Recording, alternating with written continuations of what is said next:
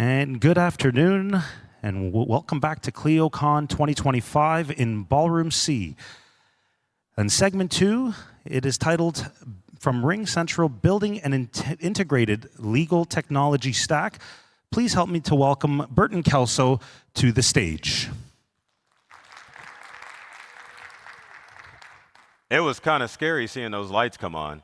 It's like I was trying to escape from prison, you know, and the lights like pop up, like freeze. But good afternoon, everyone. My name's Burton Kelso. I'm known as the technology expert. I know everything there is to know about technology because I own a technology services company in Kansas City called Integral. So as you can see, building an integrated technology stack is near and dear to my heart because my company of 32 years has helped law firms like yourself get through all of the technology challenges that they deal with or that you deal with. We're almost like Geek Squad for law firms. We go on site to fix issues and we do managed services for law firms. But I promise you, this is not a 60-minute infomercial about Integral and how we help people. I'm here today to help you get the technology that you need to have in place for your firm. There's a little Clio related. I think there's a logo. But other than that, I am hoping to help you focus on other areas of your law firm that Clio is not able to help you out with. So one of the first things that I'm going to throw out, and then we're going to play a little myth or fact, is the type of hardware that you need to have for your law firm. And I'm going to throw it down with my 32 years experience. The only two brands of computers that you need to be using in your firm are either Apple or Dell. Lenovo, ThinkPad, all that other stuff is great. And keep in mind, for those devices, the semiconductors all come from Taiwan. But the thing that makes Dell especially stand out is their on-site support. If you have extended support through Dell, they'll actually send a technician on-site to you no matter where you are in the continental United States. The lower 48 and the other two states that are not even attached. As far as smartphones, only Apple or Samsung.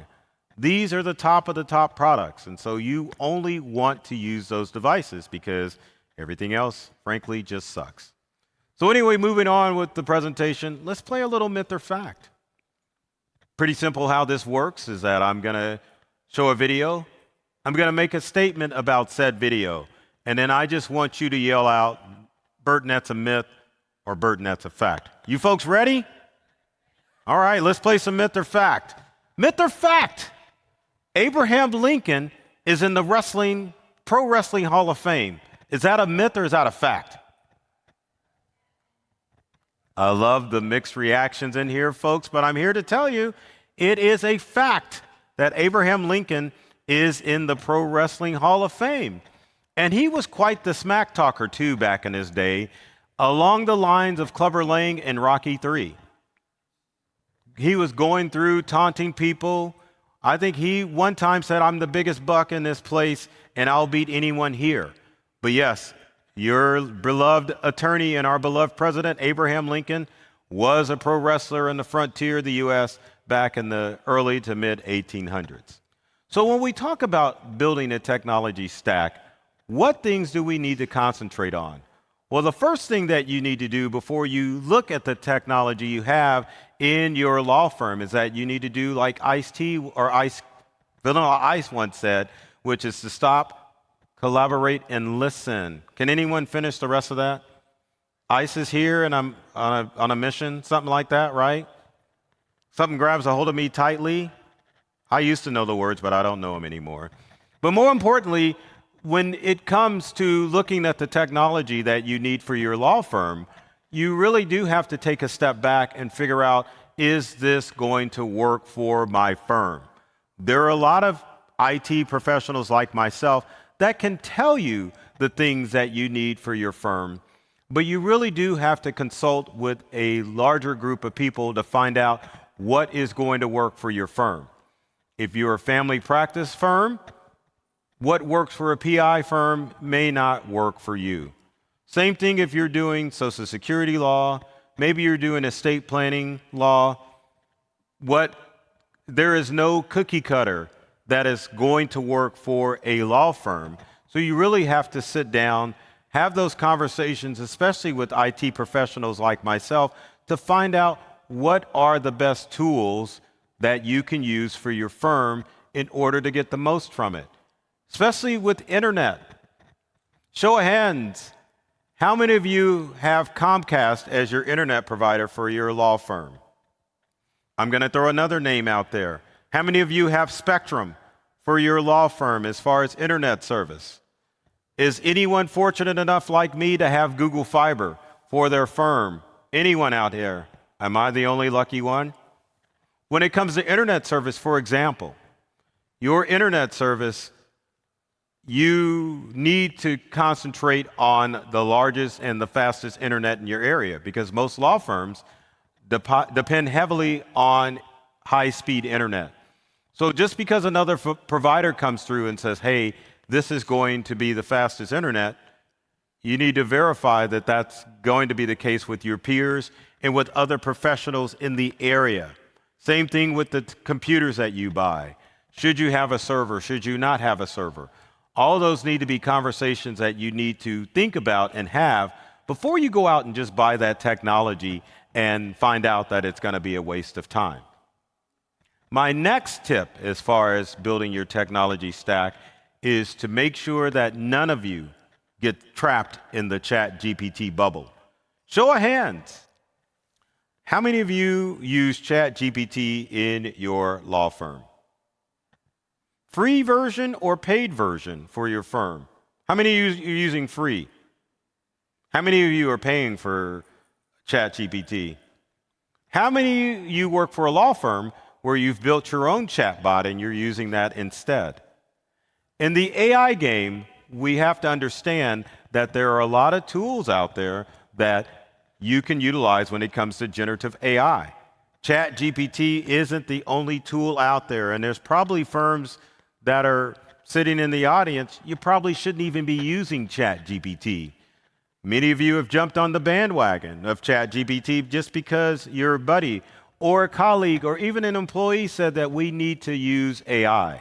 And with that, you are limiting yourselves when you are stuck in that ChatGPT bubble. So let's take a look at some of the chatbot tools that you should be using for your law firm and why each one works different than the other. So an example, or here are the list of AI chatbots that you need to embrace and maybe use. And the reason I'm throwing this list out here with logos, many of you aren't aware that there are bogus chat GPT or AI websites and apps out there. True story. There was a virtual presentation that I was doing for a bunch of real estate agents in Canada. And I was sharing my screen, showing them different aspects of AI and how it works. And one of the guys asked me, why does your chat GPT screen look different than mine? And I got the facilitator to share his screen, and it turned out that this gentleman was using a bogus AI chatbot. He went to chatgpt.com, which has since been commandeered by OpenAI's ChatGPT, but one of the telltale signs was that he had ads running on each side of the screen. Now, any of you that are probably still using Gmail, or not Gmail, but Yahoo Mail or AOL Mail for your law firm understands that ads that are placed on both sides of your email screen. But the other thing that was occurring is that this gentleman was feeding his personal information of his buyers and sellers into this chatbot, and he was being charged $300 a year for using this bogus chatbot. And so while $300 a year may not seem like a lot of money to a lot of you, it really doesn't make any sense to pay for an AI tool that isn't doing what it's supposed to do. So I'm showing you the list of all of the legitimate AI tools that you need to use in your firm in order to get the most out of the AI chatbots. So let's go through the list. So first on our screen is ChatGPT. All of you love and know ChatGPT, and it'll do just about anything. But when we talk about AI tools, you have to look at each one as a different tool in your toolbox. So ChatGPT can be looked at as the hammer. But as any of you who have done home improvement projects, a hammer can't do everything. And this is the case with ChatGPT. It can do a lot, but it can't do everything. And in order for you to get more from your generative AI tools, you have to expand your library. Next on our list is Google Gemini. And Google Gemini obviously is made with Google, but it works really well with Google Workspace. And show of hands, how many of your firms are using Google Workspace in order to use Google Docs, Google Sheets, Google Presentations? And so rather than using ChatGPT as your AI tool, you really need to adopt Google Gemini as your premier AI tool. One of the other tools that is out there is Microsoft Copilot. How many Microsoft law firms do we have out there? If you're using Office 365 in your firm, you need to be using Copilot as your AI chatbot. And truth be told, Microsoft Copilot is actually ChatGPT in disguise. Because I don't know if many of you know this, but Microsoft is actually the funder to OpenAI to help create ChatGPT. So when you log on to Microsoft Copilot, you are using for free ChatGPT 5. And if you're Microsoft 365 Office, it's automatically included with all of the beautiful AI tools that work with Outlook, that work with Microsoft Word, that work with Microsoft Excel. It's all there. So why would you use ChatGPT when you've got the powers of ChatGPT built in to Copilot, and it's absolutely free, or for the low cost of $20 a month if you're using SharePoint or any of the other Microsoft tools. Something for you to consider when you're thinking about how you're going to use AI for your law firm. Next on our list is Claude. Now, Claude by Anthropic is more designed to write documents. So if you're a document-heavy firm, which most law firms are, and you're not trying to do any digital marketing or any image creating, then Claude would be the AI tool for you. Let's say that you want to do legal research, and I know it's somewhat limited on the internet, but if you were going to use a tool, then Perplexity would be that AI tool that you would use for those deep seek searches. So one of the good things about Perplexity, which is needed in the legal industry, is that you need to prove what you are talking about. And I'm not talking about the instance of like the attorneys across the country that used ChatGPT and got cited or in trouble because they used it to write legal briefs. I'm talking about if you're just doing research for any aspect of your firm. Perplexity is basically the AI Google. Not only will it do a deep seek on the internet to help you find the information that you want, but it'll do one of the most important things that AI chatbots should do, which it will give you the sources for every website that it found that information. If you were to look up information using ChatGPT or some of the other chatbots, it's not as thorough as what Perplexity would use or would bring you when you use that as an AI tool. Now, DeepSeek is a Chinese-based AI tool that was built using ChatGPT. Not heavily used in the legal industry, unless you're a legal nerd, but DeepSeek is probably one of the most powerful AI chatbots on the planet. It's more used for mathematical equations, it's used for coding and designing, but it is an actual legitimate AI chatbot. One of the things that you have to look at when you're talking about using AI chatbots to build your legal technology stack is how secure are these chatbots. How many of you knew when you signed that terms of service with ChatGPT that you actually are signing away the rights for them to utilize that information as part of their collection scheme to gather your data? It's in the terms of service for ChatGPT. But did you know chatbots like Google, Gemini, Microsoft Copilot, Grok, which I'm about to talk about, and Meta AI do not use any of the information that you load into as a prompt into the AI chatbot. They rely on different sources to train their chatbot. So if you're looking to keep your law firm safe and secure, it's a good idea to break free from that ChatGPT bubble, because obviously you don't want to be that law firm that has to announce that you have leaked sensitive information out because you were negligent using an AI chatbot that was public knowledge. My personal belief, if your firm's large enough, you probably need to have somebody come in and design your own chatbot for internal use. That way you're not leaking out information. But if you're a smaller firm, maybe budget's limited, you can use these chatbot tools, but you need to be careful which ones you use to ensure that you're not leaking out personal or client data.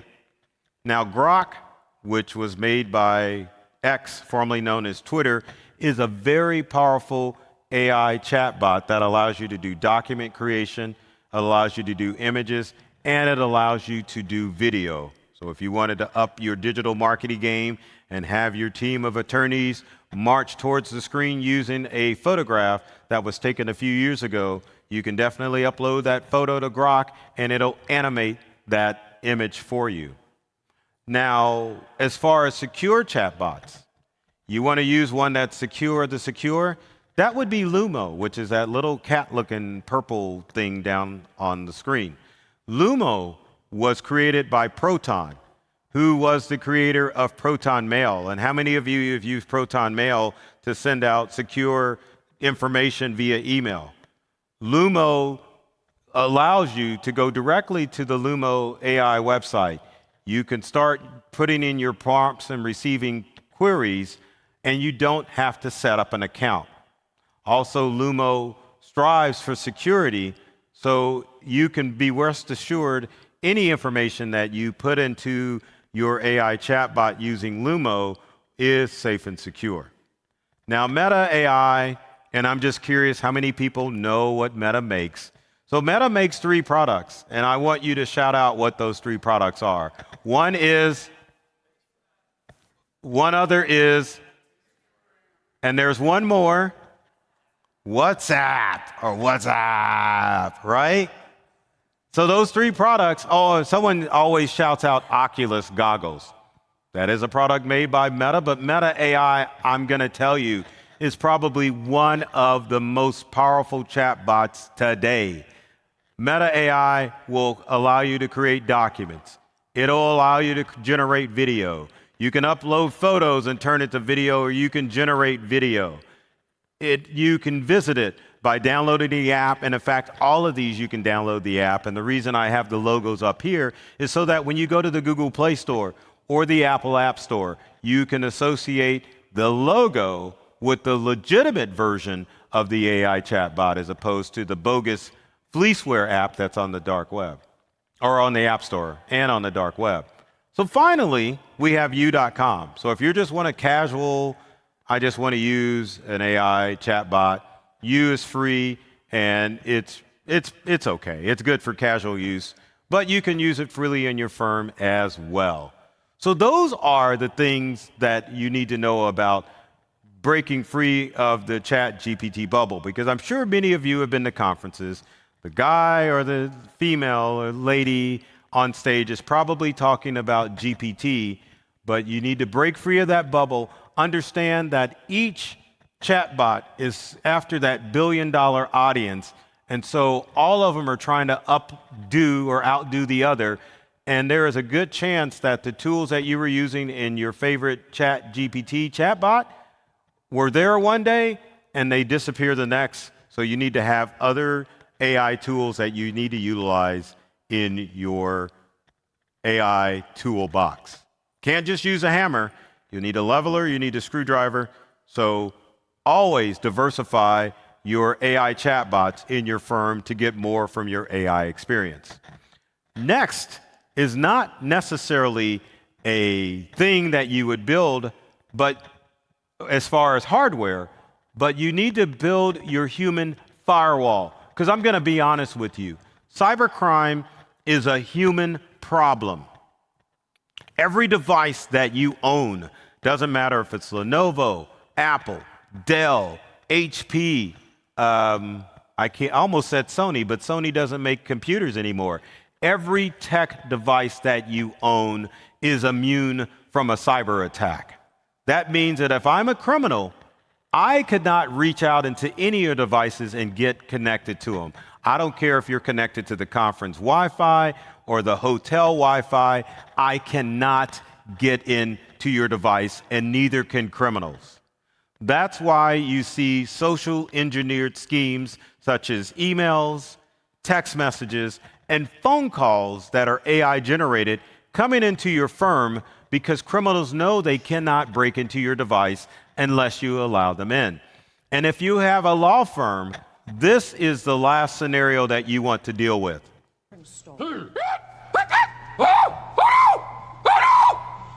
coming in through the back door! Oh no! Grab the children! Save the children! 5. No one wants to deal with that scenario. You don't want criminals coming through the back door. And if any of you have learned anything from the cyber attacks that have taken place, the MGM Grand should be the one that stands out the most. How many of you knew 2 years ago the MGM Grand got hacked? But they didn't get hacked, y'all. What happened was this.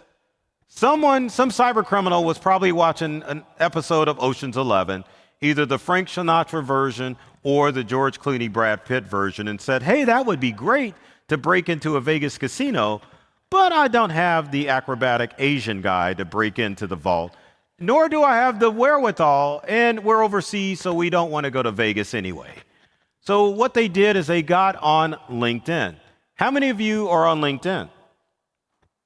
The whole room should be. I'm just going to shame y'all right now. Anyway, these criminals got on LinkedIn and found out who the director of the HR department was. Once they did that, they found out everyone who worked at HR for the MGM Grand. Once they got the HR director's information, meaning the phone number, they called the HR director, who, like most of us, leaves a voicemail message that's like, hey, it's the MGM Grand HR director. Leave a message at the tone.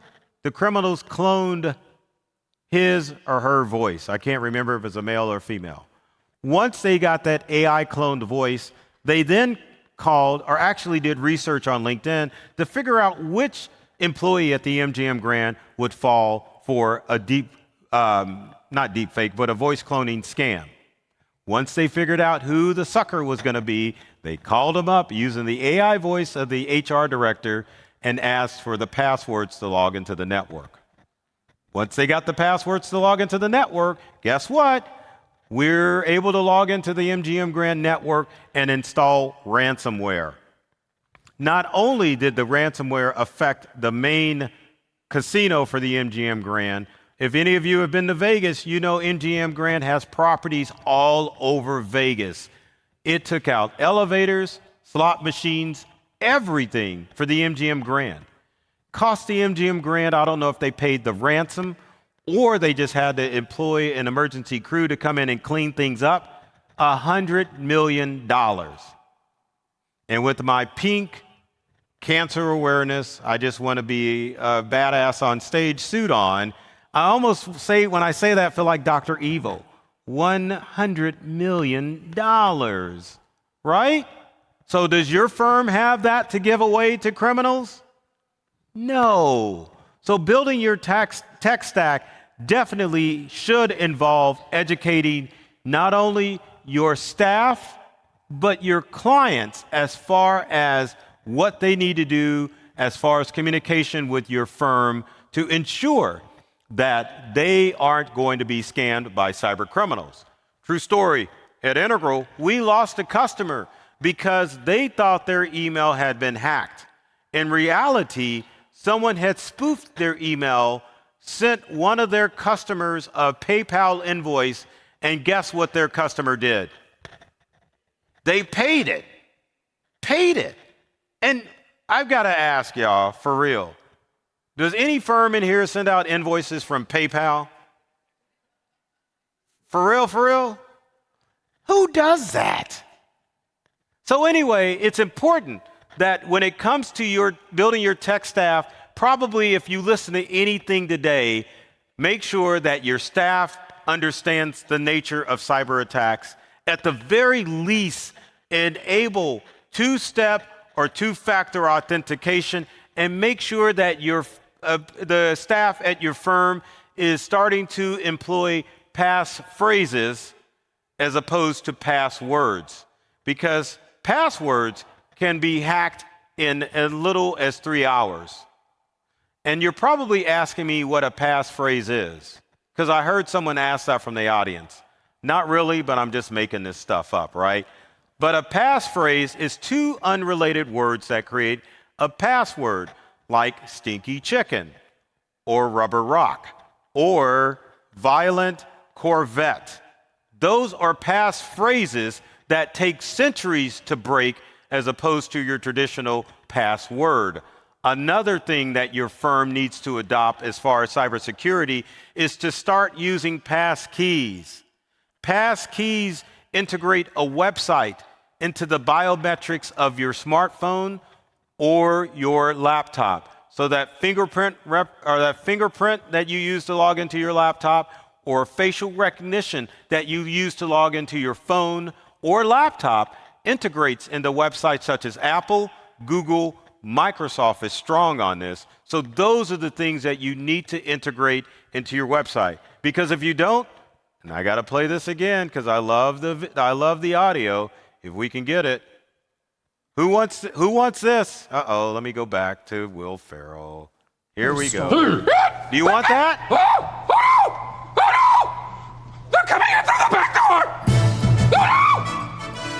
Oh no! Grab the children! Save the children! 5. So if you want that for your firm, go ahead. Don't listen to anything I just told you.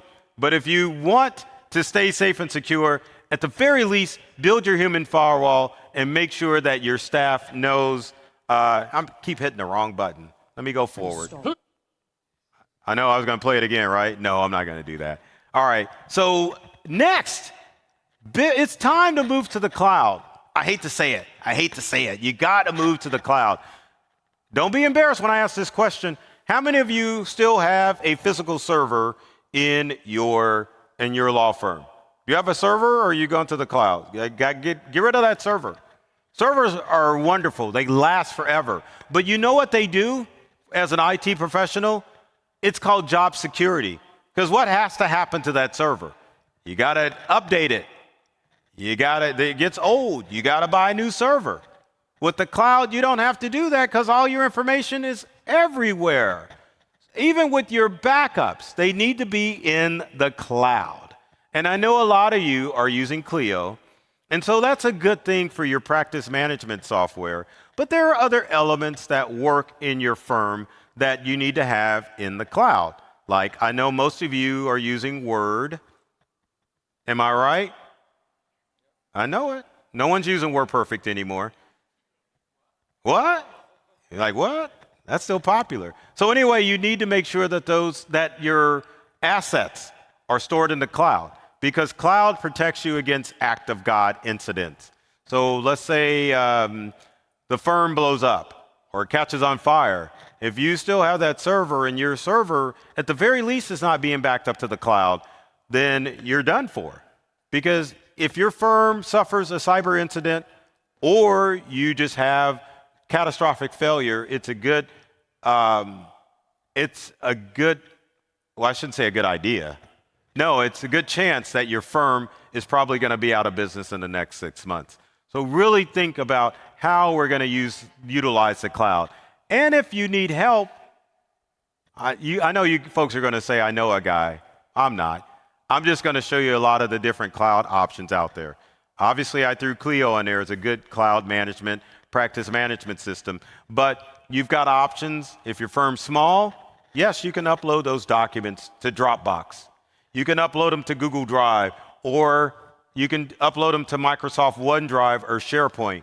But you cannot fear the cloud because most cloud systems are encrypted.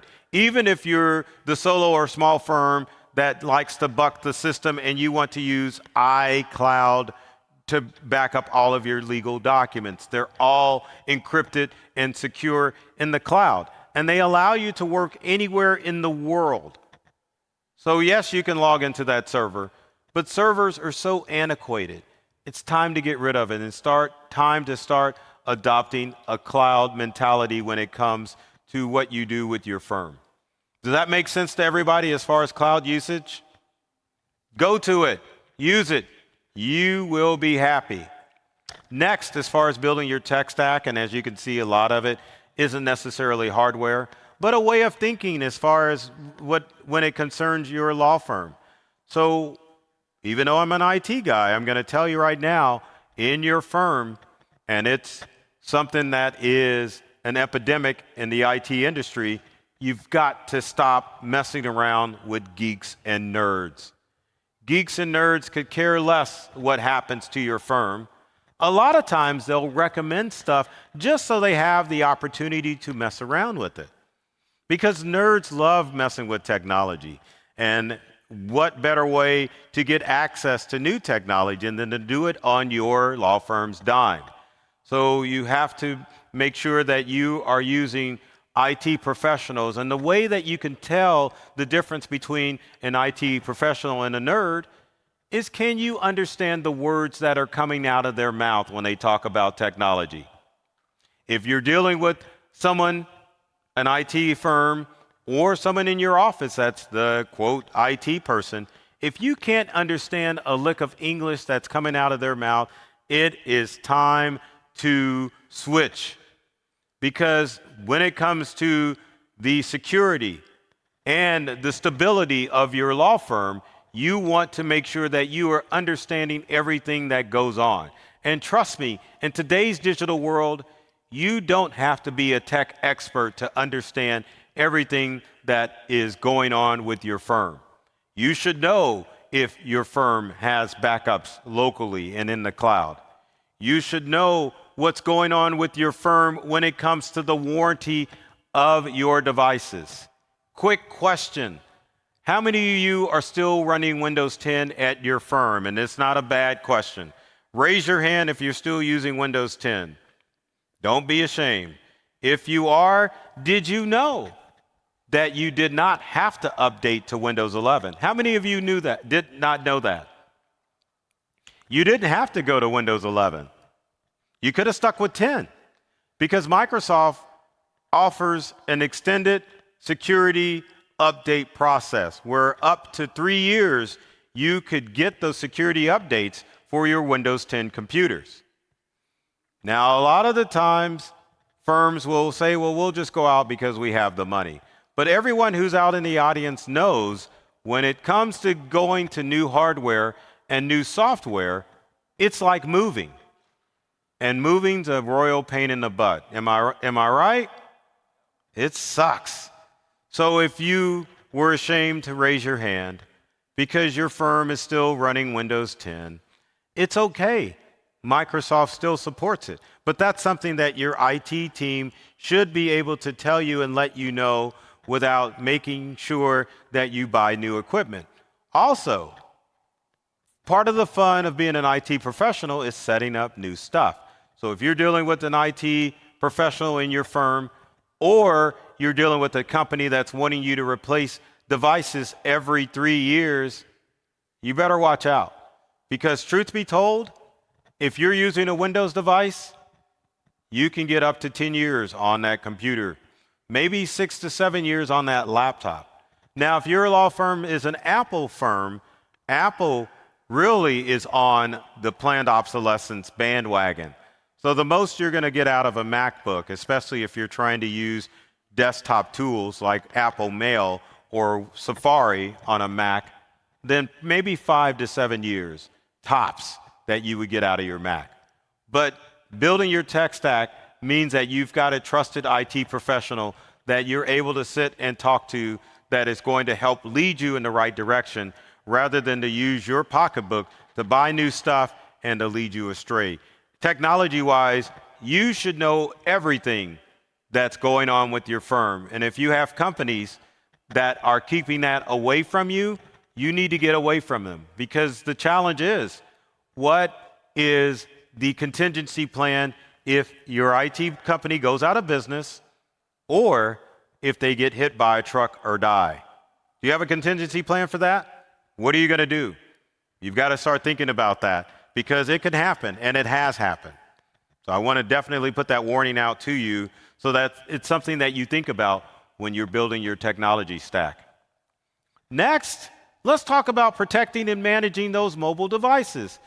How many of you have a BYOD policy for your law firm? And that stands for bring your own device, not bring your own drink. Meaning that you're either providing devices or you're allowing your staff to bring their own devices to your firm.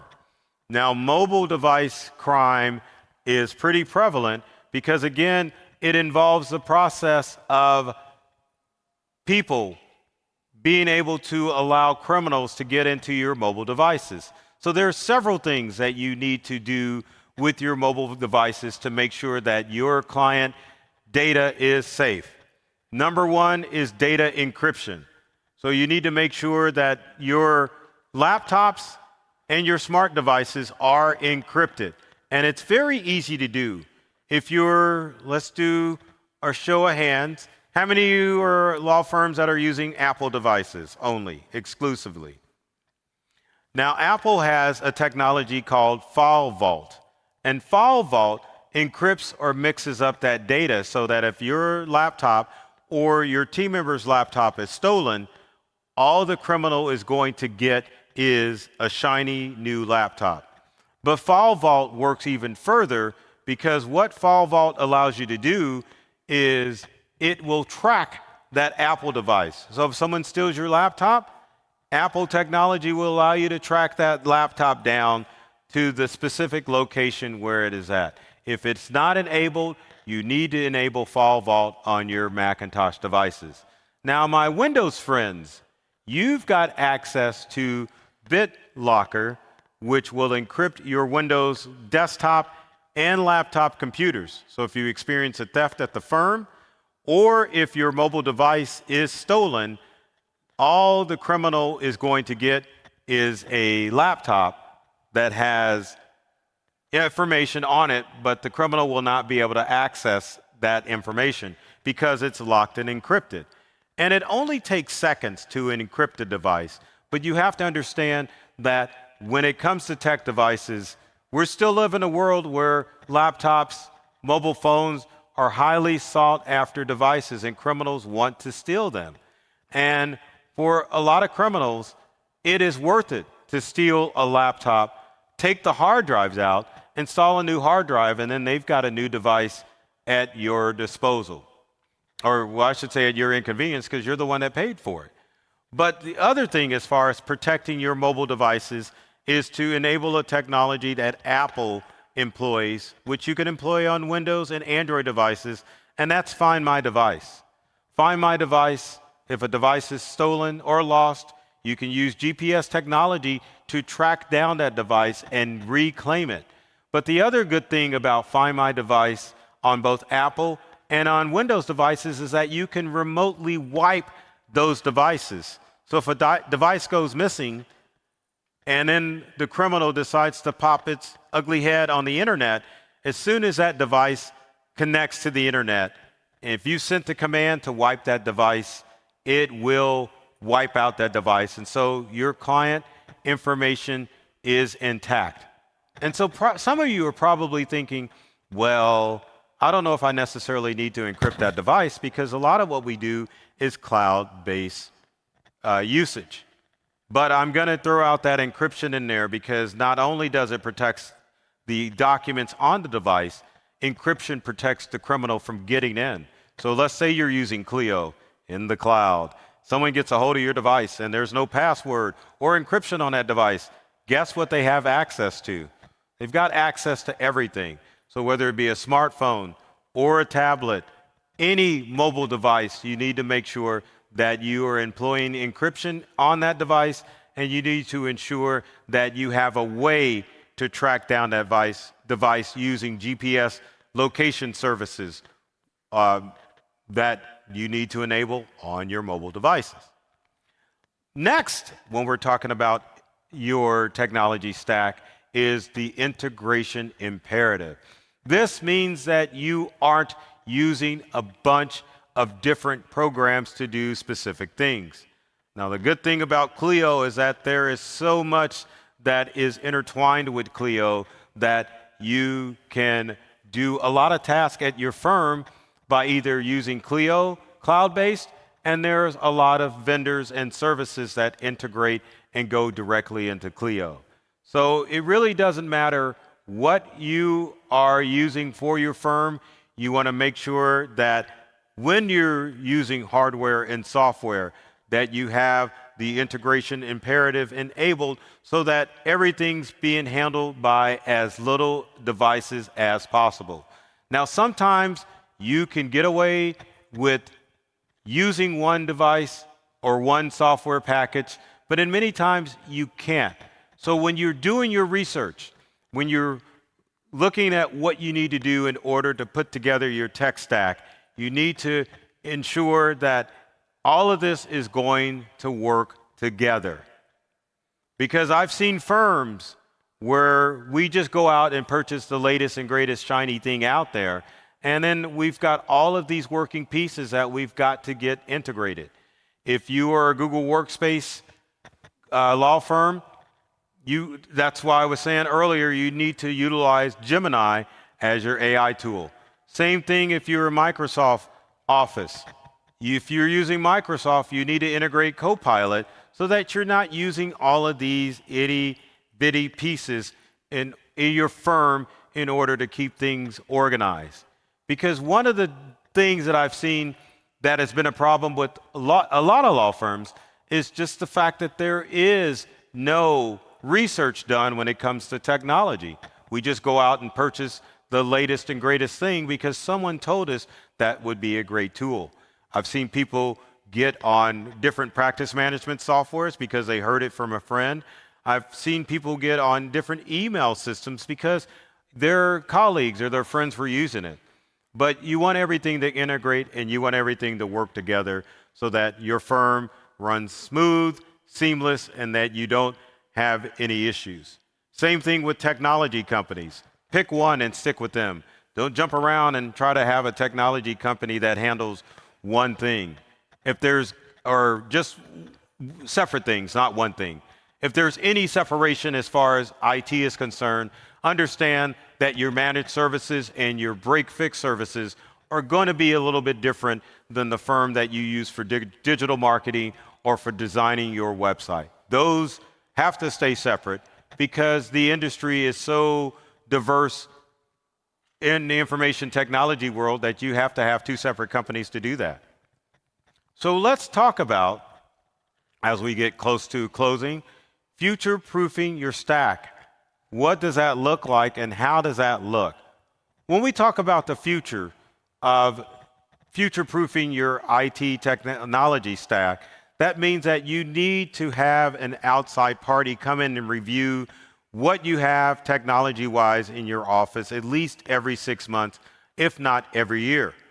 One of the things that most firms don't realize when it comes to technology is that your router and your internet modem need to be replaced every 3 to 5 years. If your firm is in the process of having to unplug and plug in that router every few days, then that means that your router is on the outs. It's not a bad idea when you're looking at the future of your stack to see if you need to increase internet bandwidth at your firm. Are you using current internet speeds? Are you using speeds that are good enough for your firm? Have you grown? Do you have more people working at your law firm? Check to see what your provider is offering as far as speeds. Maybe you need to pay monthly. Maybe you need to lock in to a business rate. Those are the things that you need to look into as far as future-proofing your technology for your firm. Other things that you need to look into is the life expectancy of the current version of Mac OS, which is Tahoe, or the current life expectancy of Windows 11. When Windows 10 first came out, Microsoft told us that it was going to be the last version of Windows, right? How many of you remember that conversation? This is it. We're not coming out with any more versions of Windows. Wrong. Here we are at Windows 11. So are we going to have to make that switch when it comes to future-proofing our law firms? Is Windows 10 or Windows 11 going to be around for another 10 years? Is this it? Those are the things that you have to look at when it comes to future-proofing your tech stack and making sure that you have all the tools in place. Another thing, what does your warranty situation look like when it comes to your computers? Are you leasing? Should you be purchasing versus leasing computers for your firm? These are the things that you really need to take a serious look at so that you can ensure that you can continue to move forward in your law firm and make sure that you are ahead of the curve as far as your firm is concerned. Now, other things as far as future-proofing, what does the future of AI look like? We know AI is not replacing people, but where do we see AI going in the next 5 years? Should we include it in our firm? Is it a good fit? I mean, those are the things that you really have to look at because many of you are spending time trying to understand if you should use AI rather than wondering, is AI really a good fit for our firm? And maybe should we look at the option of building our own chatbot for our firm? But future-proofing is something that also should be done with your IT firm. One of the things that I have to train my techs on every time they go out to do a repair for break fix or even for managed services, is the solution you provided going to work 3 to 5 years from now? Or are you just doing a quick fix so that 6 months from now, our customers is going to be calling us for the same thing? But with technology, you really do have to look at the future and figure out which direction your firm is going to go in. Now, I'm going to throw out, to help you future-proof your firm, a couple of tools or several tools that you need to write down to help you stay ahead of the curve. Are you ready for these? All right. Tool number 1 is a website called speedtest.net. How many of you have used that in your firm to check and to verify that your internet provider is giving you the speeds that you're paying for? So if you go to speedtest.net, there's an app for your phone that you can download, but it will check your internet speed, and that way you can hold the candle to the foot of your ISP to verify that they're giving you the speeds that you have promised. Now, we'll tell you, if your firm is a firm that's wired, Speedtest is going to give you accurate data closest to what your ISP says that you're paying for. If you are a wireless firm, understand wireless technology is only going to give you anywhere from 60 to 70% of your actual speed. So don't be calling your ISP going, oh my gosh, I can't believe that I'm not getting 1 gigabit or 1,000 megabits of speed.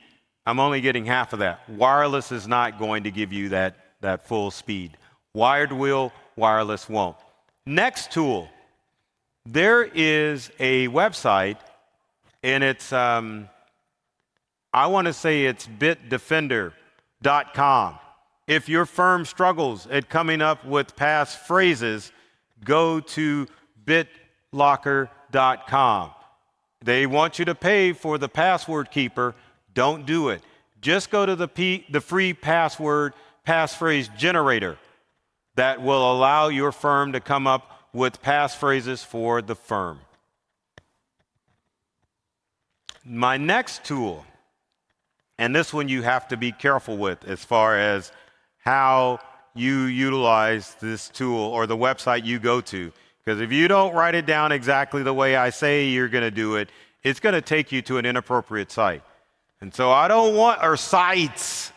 So I don't want you reporting to the powers that be at Clio that the guy in the pink suit who gave the speech on the technology stack had us go to inappropriate sites. But that tool is chathub.gg. There's an app and there's a website, chathub.gg. Let me say it again, chathub.gg. What this site allows you to do is to use multiple chatbots all at once. So let's say you're looking to explore if ChatGPT is the best chatbot for you. If you go to ChatHub, not only can you use ChatGPT, you can utilize Grok, you can utilize Claude, you can utilize Meta AI, you can utilize all of those chatbots all at once, put in your prompt, see which one is going to give you the best prompt. Now, chathub.gg offers a free trial, but I guarantee you, rather than that $20 a month you're spending for I forgot the name of the chat bot.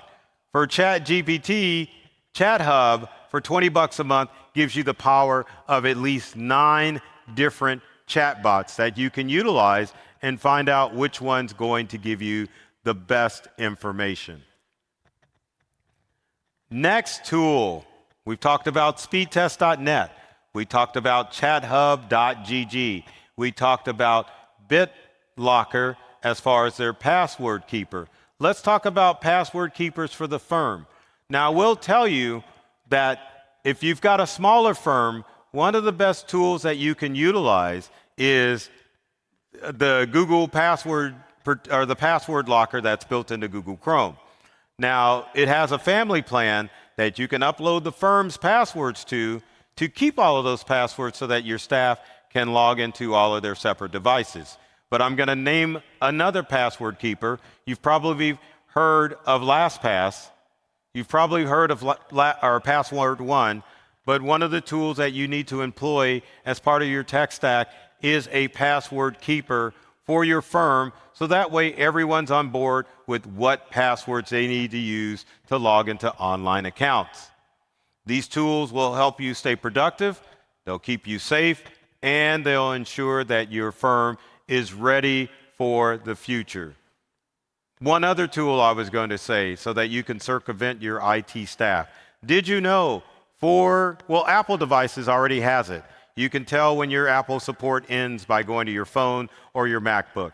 But if you are a Dell user, an HP user, a Lenovo user, you can go directly to the manufacturer's website and it will scan your computer and let you know when the warranty has expired for your desktop computer or your laptop computer. So that's it. But building your tech stack means staying ahead of the curve and making sure that you have the right tools in place to ensure that your law firm is ready for what it faces now and is ready for what it faces in the future. So real quick, any comments or questions as far as anything that I've said as far as making sure that you've got an integrated tech stack going with your firm? I believe we've got a microphone runner. I can't see any hands because these lights are like blinding me. We're running. You're running? We have a question?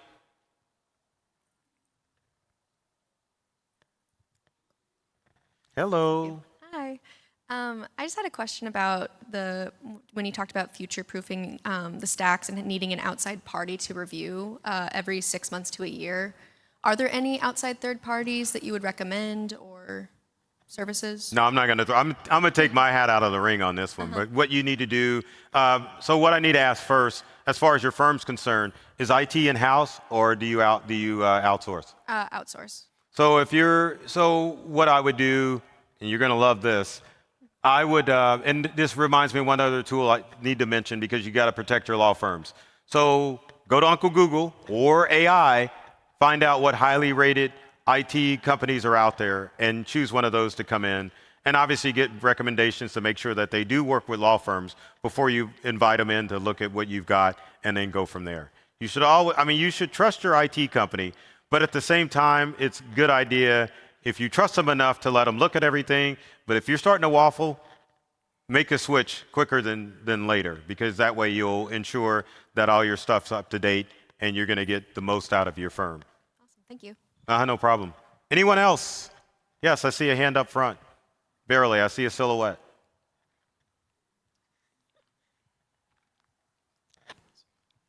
I use remote PC for remoting into my office, and I wonder if you have any recommendations about better software than that.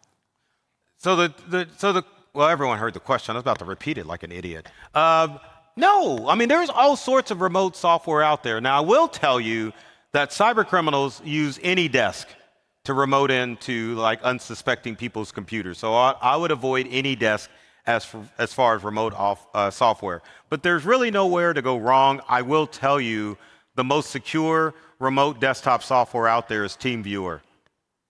But also you've got options like Google Remote Desktop. You've got Zoho Assist, which allows you to remote into stuff. So remote PC is fine, but know that as far as the best of the best, as far as remote access software, that is secure, that's going to be TeamViewer. But TeamViewer is pretty expensive, so depends on your budget for your firm. Anyone else as we wrap it up, this hour of joy? I've got one more at the back of the room. All right.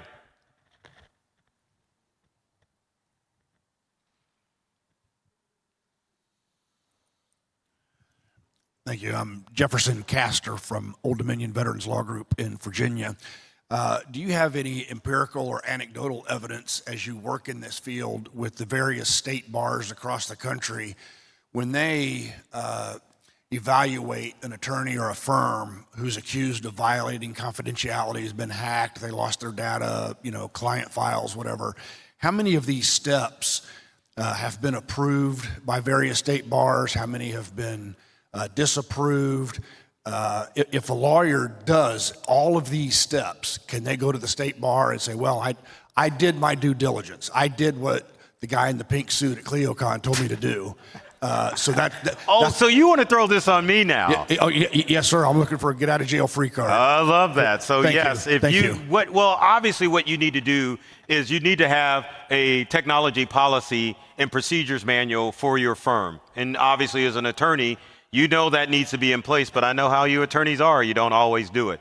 That's going to stop, or that's going to be the first step. The next step is you need to ensure that you do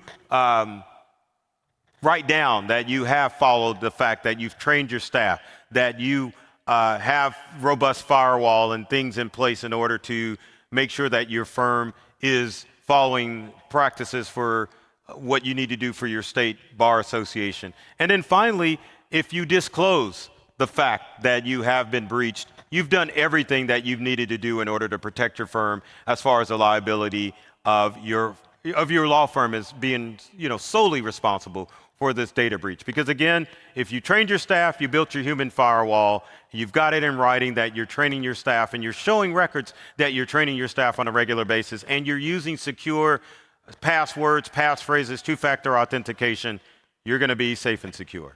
So with that said, we're going to wrap things up. There's a cheat sheet, so you didn't even have to attend, available. But you've got to sit through this before you get a hold of that cheat sheet, because you got to email me. So one of my things is that I want to be that person to spread good vibes. Viruses, not so much. So as you walk out of this session today, I want you to walk out on a high note. So if you feel so inclined, you can stand up and dance with me as we listen to Mufasa and the Hype Man, Spread Good Joy. How many of you remember this wonderful song during the pandemic? All right, let's do it. So spread good vibes, people. You want to stay positive in your world. It doesn't matter how boring technology can be and how mundane your lives can be. Make sure that you are always spreading good joy, not viruses in your world. So I appreciate you sitting through this session. I hope you were able to take away something from it. And if you want that cheat sheet, you can follow me on social media or email me at burton@burtonkelso.com. A true story about that So is that live or is that AI? Y'all only knew it because I said it's AI. So me with my arms folded, that's a headshot, but I uploaded it to Grok and I made it animated and make me walk towards the camera. So again, I'm Burton Kelso, the technology expert. Hope you enjoyed the pink suit. Remember, it is Breast Cancer Awareness Month. Make sure that you continue to spread positive vibes and always stay on top of your technologies. Take care of yourself always and do many things to make